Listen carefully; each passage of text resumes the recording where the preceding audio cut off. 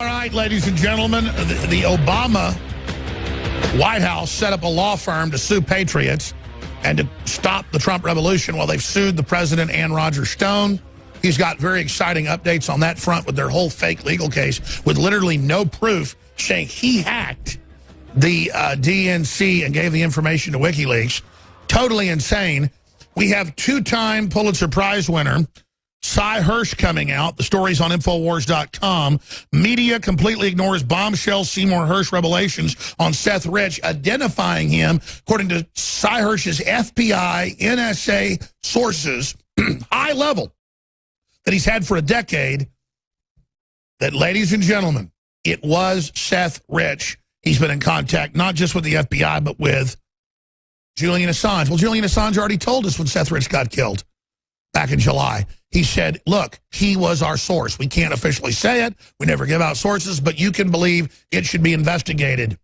So we have Julian Assange. We have Seyhour Hersh. We have just absolute evidence, and that's why they're so scared and why they don't want any discussion of the Seth Rich murder. They act like the guy never existed now. Now, we've got exciting races against Democrats around the country and against neocons, and Roger Stone has a special guest that he's about to bring up right now. We're going to skip the next break so Roger gets this time back. But, Roger, I know you're going to break this down after your next guest leaves us. This is amazing. Alex, I mean, Seymour Hersh, New York Times, Pulitzer Prize winner, one of the most respected investigative reporters in the country, now reveals to us that not only was Seth Rich the most likely source of the WikiLeaks documents. Last week, William Binney and others came forward to say that they have technical evidence that most of the material from the Democratic National Committee was not hacked at all, but loaded to thumb drives, spirited out of the building by Rich, most likely sold, by the way. But we also know that a British diplomat came forward and claimed that he was essentially the mule that took those things to Julian Assange. So the entire Russian hacking meme or narrative as put together by John Podesta and the Democrats is collapsing before your very eyes. And then, of course, you have the relationship of the Awan brothers and where they fit into this. We're going to be getting into all of that and more right here at InfoWars.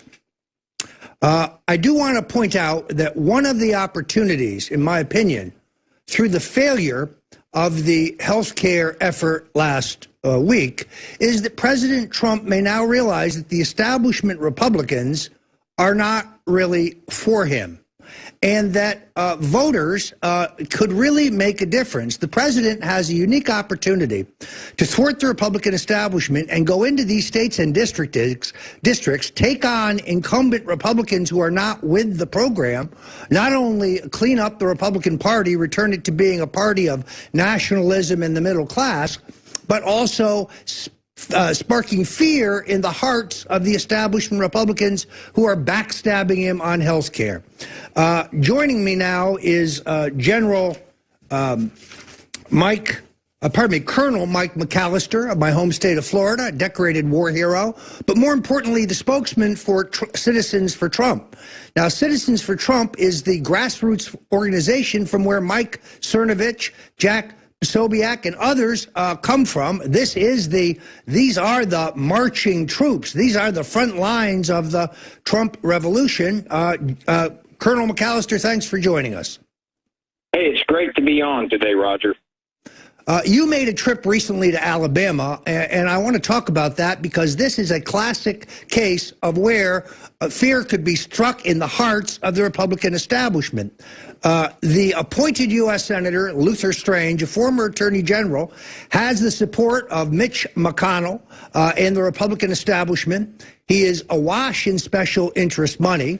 They have managed to postpone several inquiries into unethical activity, including taking a bribe to look the other way on a major environmental issue in his state, using Attorney General campaign money for the U.S. Senate race. We're going to postpone that all till after the election, folks. So, Colonel, tell us why you went to Alabama and tell us the situation. Well, I was up there last week. In fact, I communicate with the campaign again today. weeks ago for most of the week. And obviously what we have is a special election, it's the primary to replace the seat that was held by the new Attorney General, Jeff Sessions. And it is going to be a critical decision for Alabama. And you're right, he's running against an appointed incumbent that named Luther Strange. And Luther was the former AG who was investigating the governor. And then the governor appointed him to take the vacant Senate seat. So they now are having this special election, but there's a lot going on there, a lot on the ground, just like you touched on. You also have Mo Brooks, who's a sitting U.S. congressman, and he's in that race. Never Trumper. And you have the Never Trumper. Never Trumper. And you have a former Chief Justice of the Alabama Supreme Court, Ray Moore, who's in that race. And then you have Dr. Randy Brinson, who's really the true outsider and conservative and is pro-Trump and wants to help the president achieve his agenda to make America great again. And he's also a physician and a lay minister. Yeah, and I want to make one thing very clear. No one here at InfoWars, not Roger Stone, not Colonel McAllister, no one at InfoWars has any financial or consulting or business relationship. I'm supporting Randy Brinson because he supported Donald Trump, because he was with Trump early, and because I want to strike fear in the heart of Mitch McConnell. These establishment Republicans, these rhinos, must know that you can't cross Donald Trump with impunity, that there is some consequence. Now, Colonel McAllister, I know a lot of my friends here in Florida would like to see you run for public office. I know you looked at the U.S. Senate, and then when Senator Marco Rubio reversed himself, decided not to retire, he pulled back. But what's on your horizon? Well, actually, I ran in the Senate primary and lost to Connie Mack, and then he lost to Bill Nelson. That's right. But, right now what we're doing is we're trying to reach out and support pro-Trump candidates. I am a national spokesman for Citizens for Trump. We're involved in this Senate race in Alabama. We're going to be looking at some governor races, maybe key congressional races. So right now I'm focused on that. But I will say this, Roger, having run for governor, I lost to Rick Scott, having run for U.S. Senate, I am always open, though, and willing to step up anytime I have a chance to serve this great state of Florida and this great nation. So I'm keeping all those options open. Right now we're focused on trying to get people in office that can support the president and help him move America forward and get the swamp drained. Well, as you know, Abraham Lincoln lost a House race and a Senate race back-to-back before going to the White House. So I'm delighted to hear that you're not encouraged. We need good men and women like you who are not globalists, who are not afraid of the Republican establishment. Owen Schroyer here at InfoWars helped us identify Omar Navarro, who I think is one of the most promising young reform candidates out there.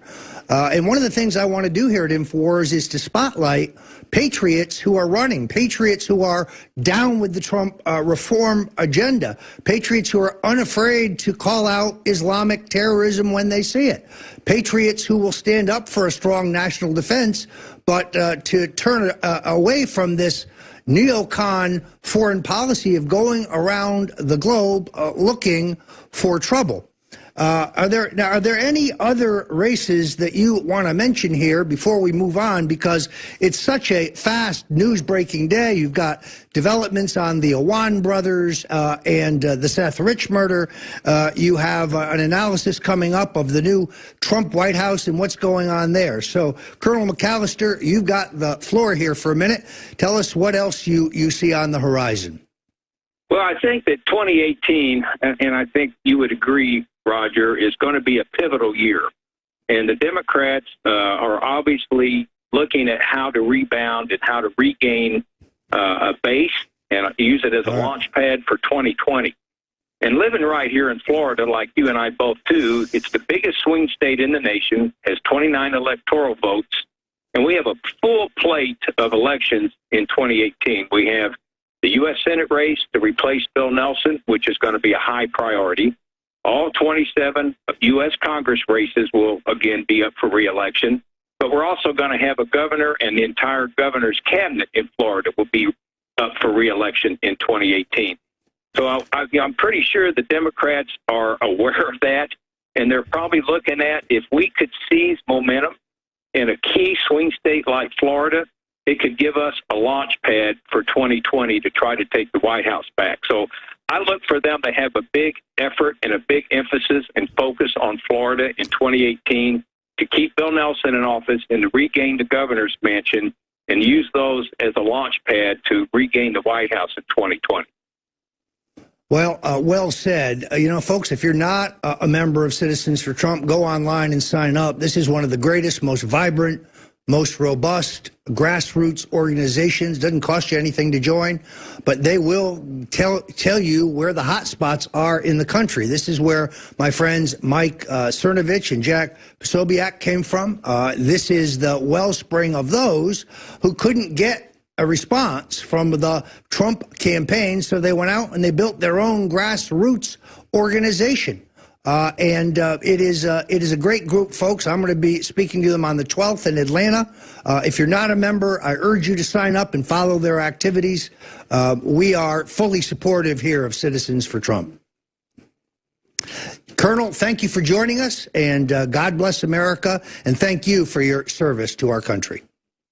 Thanks for having me on, Roger. I'd be pleased to be back with your program anytime. Many, many thanks. Let us move on now, because I've never seen a news cycle like this where there's so much breaking. It's impossible for us here at InfoWars to keep up with the developments. As Alex Jones said in the opening, the media seems to have completely elevated this phony story about Donald Trump trying to manage fallout from the bogus story about his son's meeting with a Russian lawyer who seems to have been let into the country by the FBI despite any presence of a visa, and who now has been tied directly to Fusion GPS. And photos of her that we've obtained here at InfoWars at Hillary Clinton demonstrations, photos of the woman lawyer in Senator John McCain's office. The words setup look pretty apparent to me. This smells more and more like a setup, but let's be absolutely clear. There's nothing illegal nor improper with Donald Trump Jr. or the leadership of the Trump campaign meeting with a person who comes forward to claims that they have documented evidence of wrongdoing.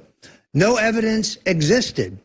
I was on a panel at Politicon with Jill Wine-Vollner, the former Watergate special prosecutor, a very learned and attractive and I would say articulate woman. But her claim that there was a campaign violation, that there was something of value was given to Trump Jr., and therefore there was a violation of the law, is a bogus argument. Nothing whatsoever was given. Donald Trump Jr. was targeted because he's a follower of InfoWars. Donald Trump Jr. is one who often retweets some of the better stories here produced by Alex Jones and the crew at InfoWars. He's a patriot. He's not afraid to support and defend his father. And that's why they have targeted him, not because he has done anything whatsoever that is improper. But they elevate that story. At the same time, we choose to ignore Pulitzer Prize winning author Seymour Hersh, formerly of the New York Times, where he won a Pulitzer for the My Lai story of Vietnam, which related, of course, to murders by the U.S. military. He believes, Hersh this is, that not only was Rich's murder not a robbery gone wrong, but that Rich was the source for WikiLeaks, that he was loading material to a Dropbox where WikiLeaks and perhaps others got access. Additionally, he says that along with William Binney and others, there is now extraordinary evidence that there was minimal, perhaps no hacking whatsoever of the DNC. That the data was mostly downloaded from to a thumb drive and passed on through intermediaries or put up on a Dropbox where WikiLeaks was able to obtain it. Now, as you know, Julian Assange, within the keeping of most journalists I know, is not in a position to disclose his sources. But when he offered a $25,000 reward for information leading to the murder of Seth Rich, to me that was a pretty clear indicator that Rich was, in fact, one of his sources. Additionally, you'll notice that WikiLeaks often relinks other third-party stories that say that Rich was the source. Julian Assange is a very clever man. He's a journalist, and no, folks, he does not work for the Russians. The question of Rich's murder, it is believed by Hersh that John Brennan, the Islamist convert who served as CIA director under Barack Obama and George W. Bush, was behind this entire operation, both the operation to steal the data and blame it on Russia. We also know that there is an enormous mixing of apples and oranges. As far as the emails from the DNC is concerned, there is no evidence that that information was hacked and stolen. What was put online by Guccifer 2.0, who may not even be a Romanian, never mind a Russian, because his software actually traces to an individual who worked at the DNC. And what he uncovered was Donald Trump opposition research. So in other words, he gave WikiLeaks, or someone gave WikiLeaks, negative information about Donald Trump, but the taggings, the markings of that, which are indisputable, don't track back to a Guccifer 2.0. They track back to a fellow named Wofford, I believe it is, who worked at the Democratic National Committee. The thick plottins, as they say. And now you have the question of the Awan brothers. What to make of this?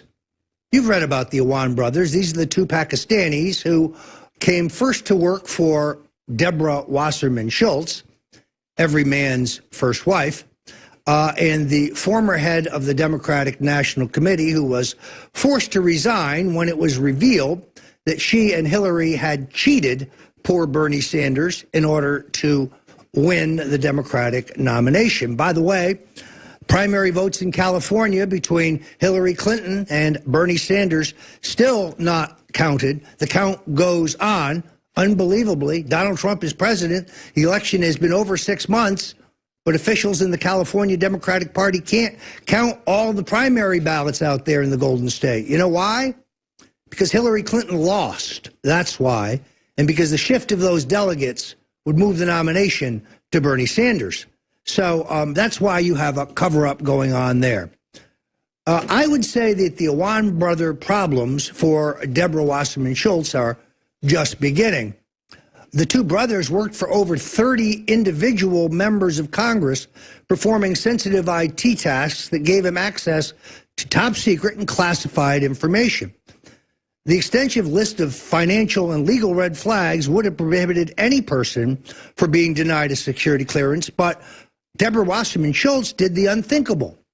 When the Capitol Hill police made it clear to her that they had launched an investigation over theft from the computer system of the U.S.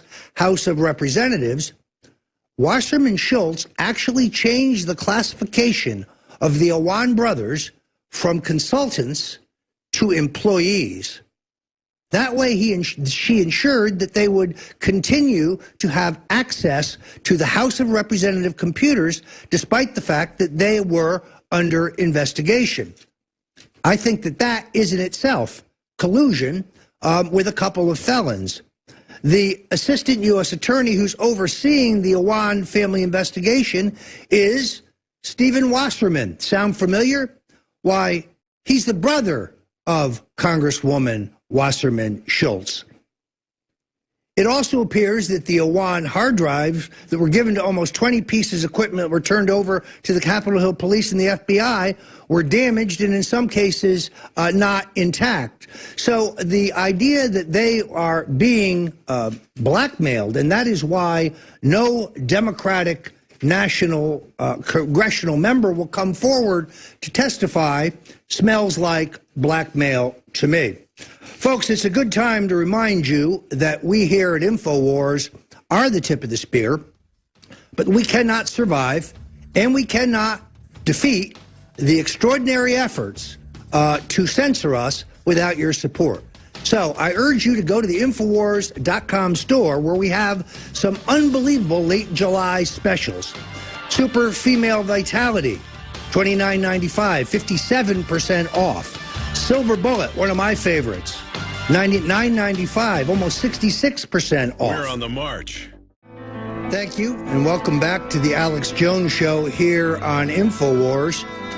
We got cut off there in the end, but I do want to say that there's a product now available at the Infowars.com store, the True Whey Protein, which is 25% off. Now, folks, I want to be candid with you. You can go to the drugstore, you can go to the local Walgreens or CVS, and you can buy whey protein, but it's garbage. It's not the kind of quality that this protein is. This is a byproduct of milk and cheese that has been promoted for its health benefits, particularly for its muscle building properties. And right now, there's an ultimate protein pack that is 25% off, both Caveman and the True Whey Protein. This is the best you can buy. The price beats anything you're going to find in the market. And you're not only going to be getting a product that you can count on, both great, in my opinion, for either a weight loss diet or a bodybuilding diet or just for health maintenance, but you're going to be helping the fight for freedom at the same time. This is an unbelievable kind of double deal here, folks. For $74.91, you're getting True Whey Protein, and you're getting Caveman, which has all the essential building blocks for optimal health and for athletic performance. I was skeptical about Caveman till I gave it a shot. I strongly recommend you grab this extraordinary protein pack. The benefits are extraordinary, and you'll be helping fund the fight for freedom. We don't have a George Soros or a David Rockefeller type sitting in the background writing big checks to InfoWars to keep us on the air or to fund the incredibly exciting expansion that Alex Jones is working on. New studios, new talent, new programming, expanding the fight for freedom. We've got to raise the money, and the only way we can do it is by bringing you some of the very best cutting-edge natural products and other First Amendment-oriented products like the T-shirts that we have online.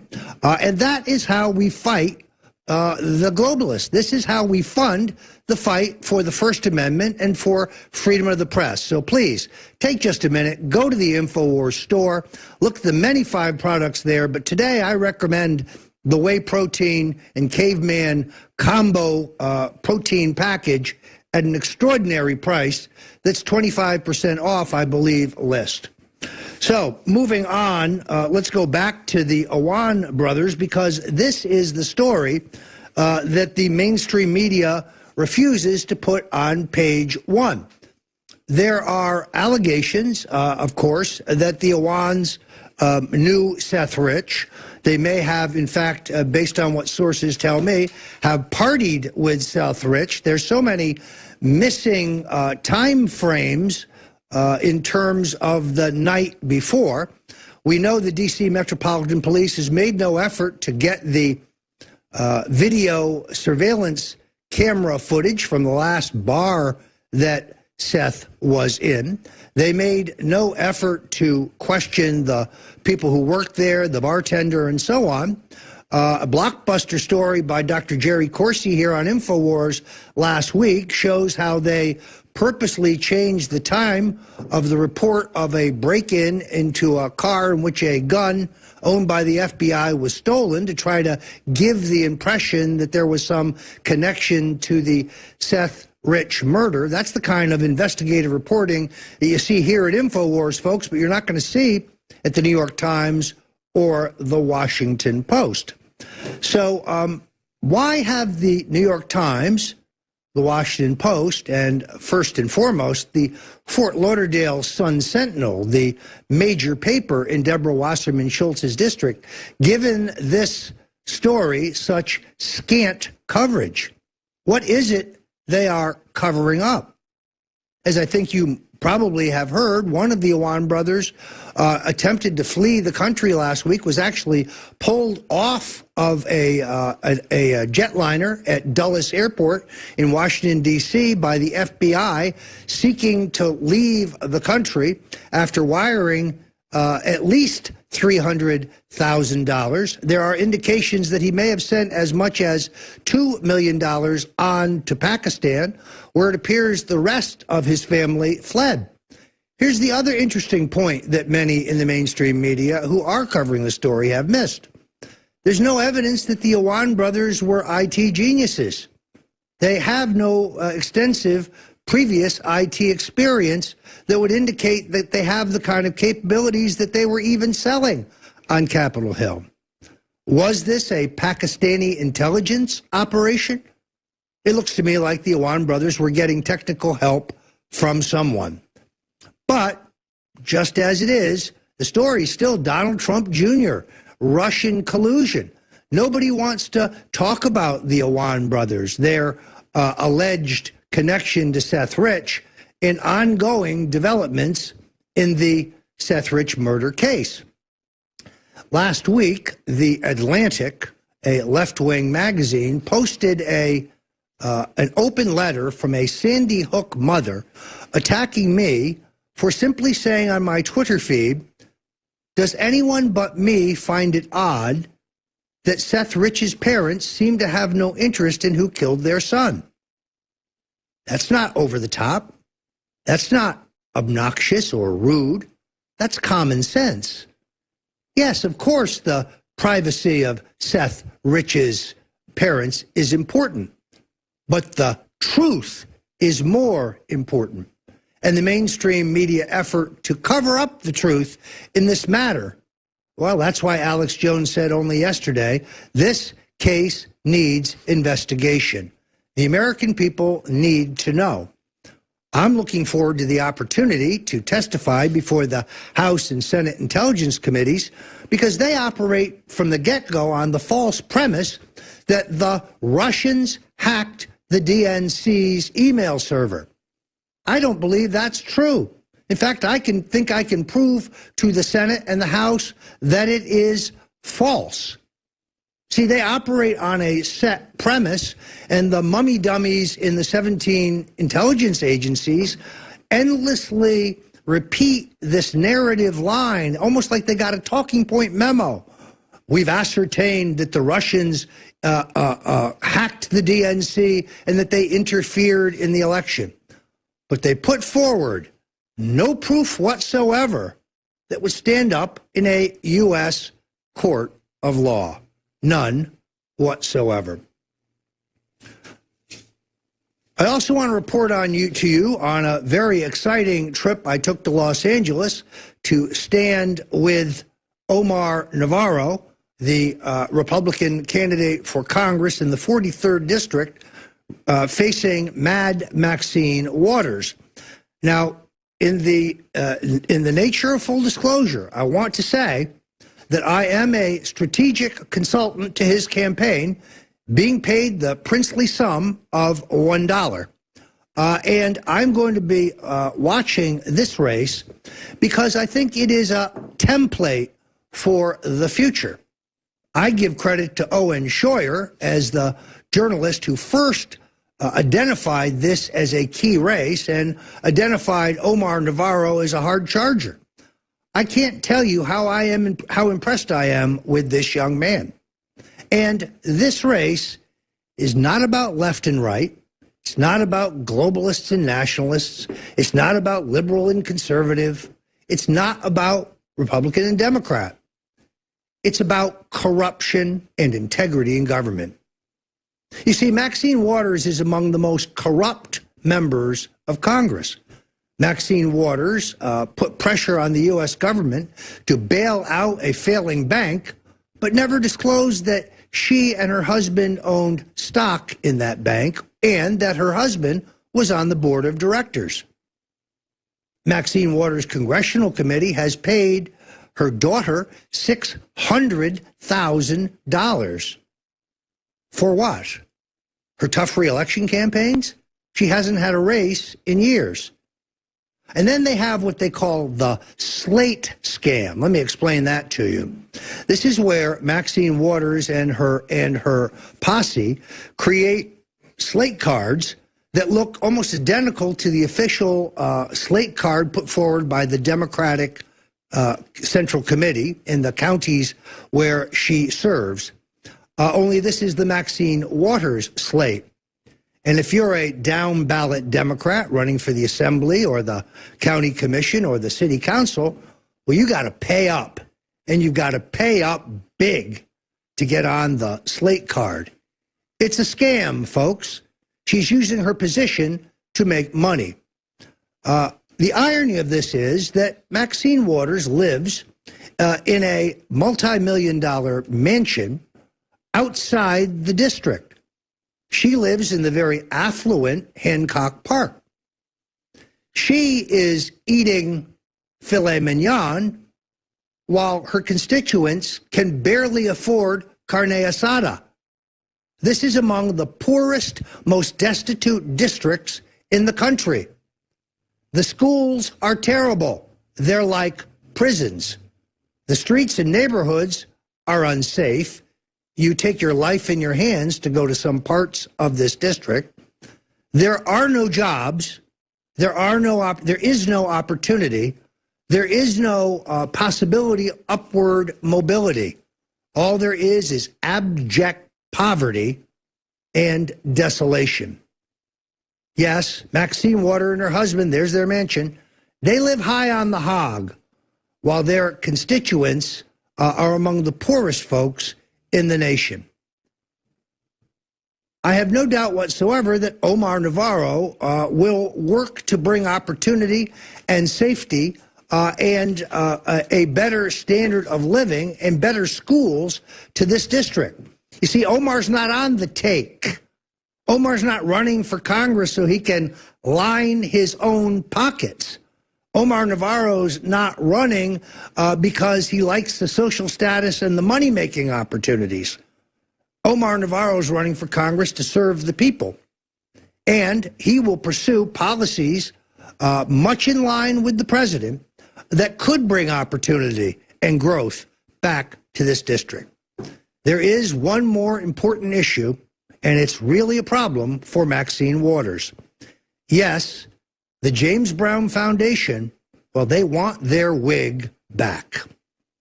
Thank you for joining me, Roger Stone, sitting in for Alex Jones. I do want to mention again that we have, right now in the last weeks of July, some incredible sales going on at the Infowars.com store.